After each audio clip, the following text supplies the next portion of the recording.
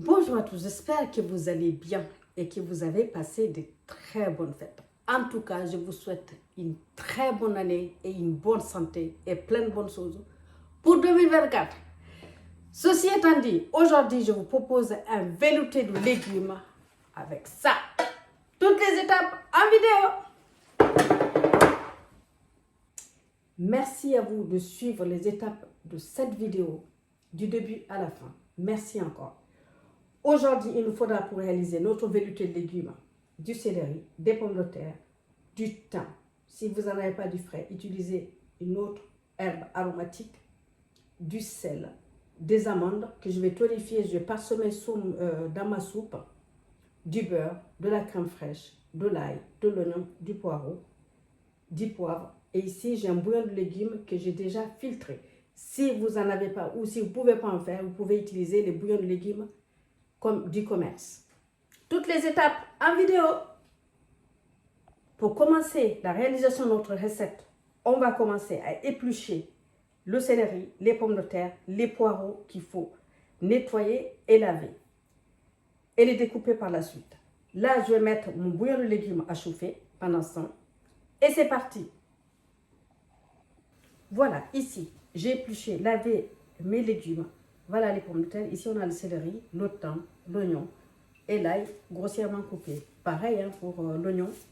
Et donc là, j'ai mes poireaux que je vais de la même manière couper grossièrement comme ceci.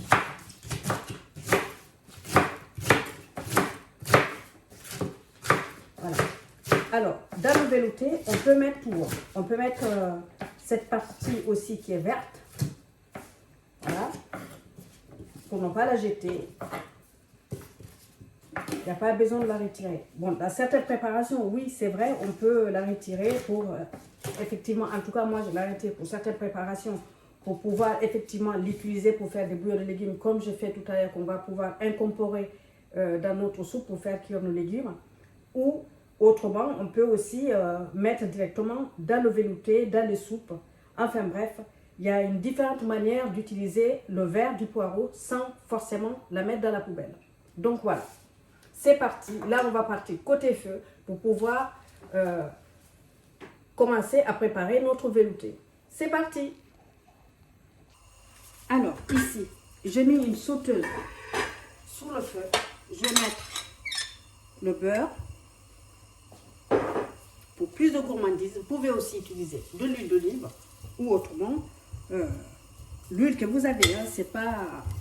Mais c'est vrai que ça sera quand même plus goûteux avec du beurre. Ici, ce que j'ai oublié de vous dire, c'est que mes légumes, les pommes de terre et le céleri, une fois épluchés et lavés, je les ai laissés tremper dans de l'eau. Pourquoi? Parce que sinon, ils vont noircir. C'est pour cette raison que je les avais mis dans de l'eau. Donc là, je vais commencer à mettre le poireau.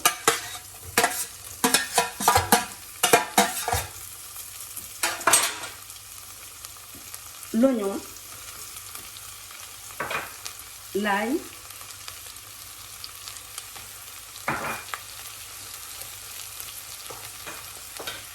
ici j'ai mon bouillon, vous avez vu, ça bout. Là, je vais éteindre le feu. Si vous voulez mettre, par exemple, pour accompagner votre velouté, un œuf poché, vous pouvez le pocher dans votre bouillon, dans celui-ci ou autrement, dans de l'eau vinaigrée avec du vinaigre blanc par exemple, pour faire un œuf poché ou alors des œufs durs. Donc voilà, c'est un exemple pour accompagner votre velouté pour que ça fasse vraiment un repas complet. Ici, c'est vraiment, faut pas laisser brûler, il faut bien remuer le tout. C'est pour que le beurre, l'ail, l'oignon et le poireau se mélangent bien. Et ensuite, derrière, je vais venir rajouter les pommes de terre. Comme ceci. Je mélange à nouveau. Là, c'est cette quantité, il y en a pour 4 à 6 personnes.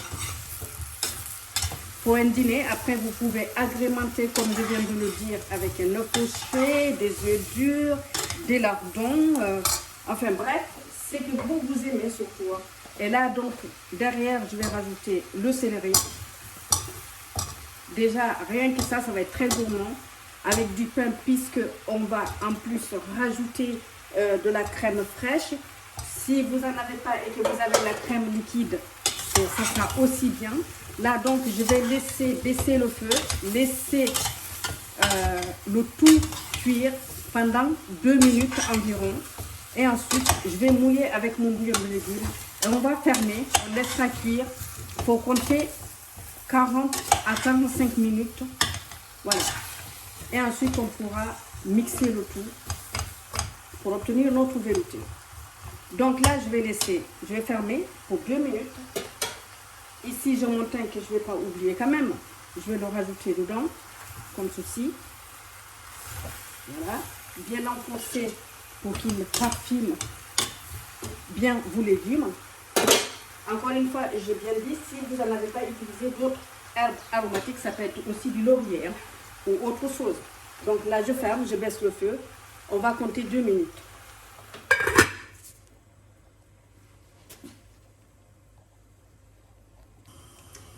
Bien, ici, 2 minutes après, on va venir ici. Pendant ces 2 minutes, n'hésitez pas par contre de venir surveiller régulièrement parce qu'il ne faut vraiment pas que ça brûle. D'accord? Donc là maintenant, j'ai toujours mon bouillon que j'avais remis le feu, j'ai laissé à feu moyen. Maintenant, on va venir mouiller nos légumes. Voilà. Et je vais baisser le feu. Ce bouillon qui reste, je vais le garder. J'en aurai sûrement besoin pour mixer tout à l'heure ou pour rajouter parce que là, ça va réduire. Donc, on aura besoin du reste du bouillon pour rajouter voilà. Donc, il ne faut pas le jeter. Et même si vous n'en avez pas besoin là, tout de suite, gardez-le. Parce que voilà, c'est quand même, ça prend du temps à préparer tout ça.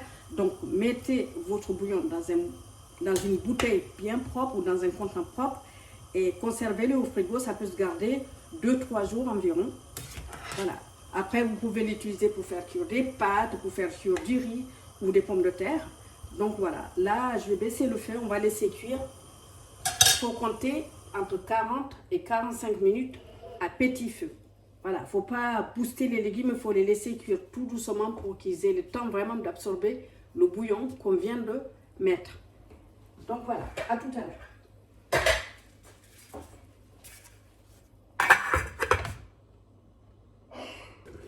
Voilà, notre velouté. Nos légumes sont presque cuits. Maintenant, je vais venir saler. Alors, attention, si vous utilisez des bouillons de grande surface, pensez quand même à ne pas trop saler. Moi, je sale, même ça avec modération, parce que mon bouillon de légumes que j'ai fait moi-même n'a pas été salé. Donc, pensez-y, ne salez pas trop dans ce cas. Il vaut mieux rectifier l'assaisonnement ou laisser les gens rajouter du sel. Parce qu'une fois que c'est fait, c'est dommage, voilà, c'est trop tard, on ne peut pas revenir en arrière. Donc voilà, là maintenant, je vais mixer tout ça pour pouvoir obtenir le velouté, quelque chose de onctueux et voilà. Avant de mixer notre velouté, puisque moi j'ai utilisé du thym frais, n'oubliez pas de retirer les branches de thym. Ne surtout pas les mixer. Parce que sinon, vous allez vous retrouver avec des bouts de bois dans votre velouté qui n'est quand même pas agréable. Donc, retirez. Si aussi c'est autre aromates comme le laurier, retirez aussi les feuilles de laurier avant de mixer votre velouté. Vérifiez bien qu'il ne reste plus rien. Voilà, donc là vous avez vu, on a des légumes bien cuits. Voilà, on pourrait même les écraser avec la spatule, tout simplement.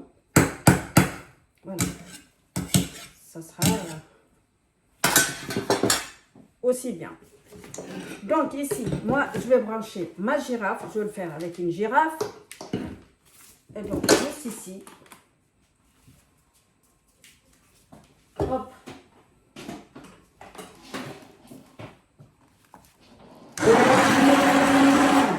comme ceci.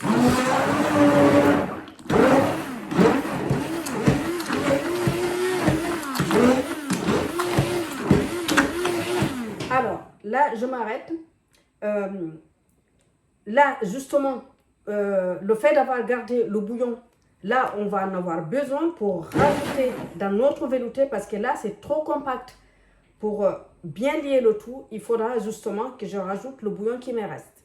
C'est pour cette raison qu'il faudra vraiment, dans un premier temps, si vous en reste, gardez-le de côté, ne le jetez pas. Voilà. Maintenant, avant de rajouter la crème, je vais enlever ma part. Puisqu'encore une fois, moi je suis intolérant au lactose et au gluten d'ailleurs. Mais là, je vais retirer déjà ma part. Hop. Voilà. Ceci étant fait. Maintenant, on va incorporer la crème. Hop.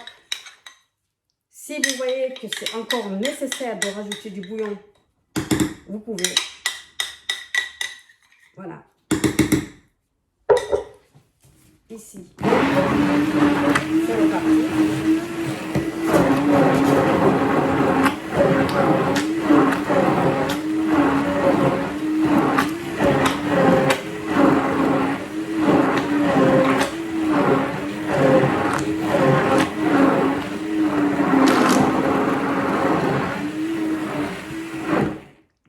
C'est parfait. Là, je vais venir vous montrer. Là, c'est parfait. Pour moi, c'est parfait. Maintenant, si vous souhaitez rajouter plus de bouillon, que ça soit encore plus liquide, vous pouvez. Mais pour moi, là, c'est parfait. Donc là, je vais maintenant rajouter du poivre, puisque pendant tout ce temps, je n'avais pas encore mis du poivre. Hein. Pour vraiment retrouver les notes du poivre. Encore que dans mon moulin à poivre, il y a plusieurs poivres. Mais même si c'est le poivre traditionnel, le poivre que vous avez, il vaut mieux dans cette préparation-là, rajouter votre poivre que maintenant. Pour vraiment bien le sentir. Voilà. Pour moi, là, c'est parfait, c'est prêt. Il n'y a plus rien à faire. Juste à vérifier que c'est assez salé et que c'est bon. C'est parfait pour moi. Voilà, c'est une recette qui est rapide à réaliser et à règle générale, petit ou grand, on adore. Voilà, c'est fini. Génial, hein?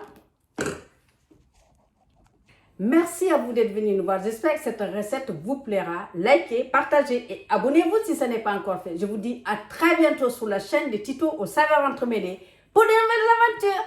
Ciao, ciao, avec appétit et surtout, prenez soin de vous.